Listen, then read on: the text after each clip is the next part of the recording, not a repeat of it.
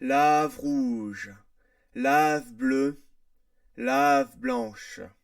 C'est d'une chaleur de plus en plus ardente que foulent les visiteurs du musée souterrain qui emplit toute la terre jusqu'au trognon de la dernière poire, celle que dévora le castor géant du Pliocène.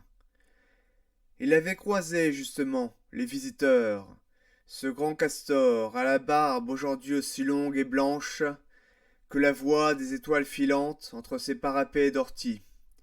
Il avait vu bâtir une hutte pour les fées de l'érable au cœur des forêts canadiennes, où ils croisèrent, les visiteurs du cœur de la terre, leurs sosies algonquins. Eux qui venaient de République tchèque, dans une famille bohémienne de lignée très antique, descendant de César et de la fée Morgue.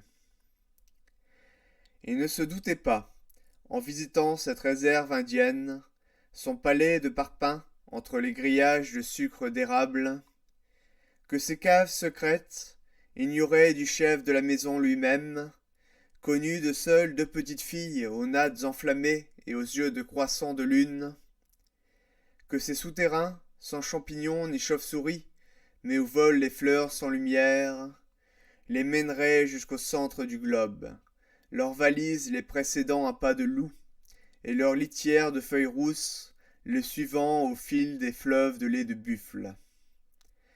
Et pourtant, c'était bien écrit dans la Bible, au livre des rois, du moins au passage qu'en retrancha à coups de ciseaux leur grand-père disciple d'Esdras.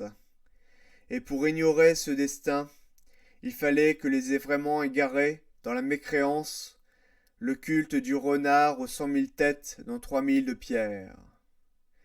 Ils trouveront leur vrai Dieu, ceux qui tiennent dans la main, mais n'en possèdent pas moins dans les leurs les rênes de la foudre.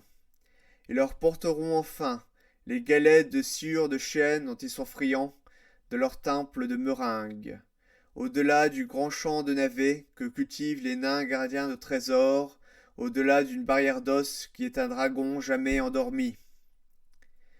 Et ensuite, ils poursuivront leur périple souterrain jusqu'au canal des morts, par-delà la plaine des orages et ses barrières de ronces tressées. Au-delà encore, peut-être, jusqu'où, seul ange et tête de poisson le sait, lui qui sait lire les runes gravées sur leurs arêtes crâniennes.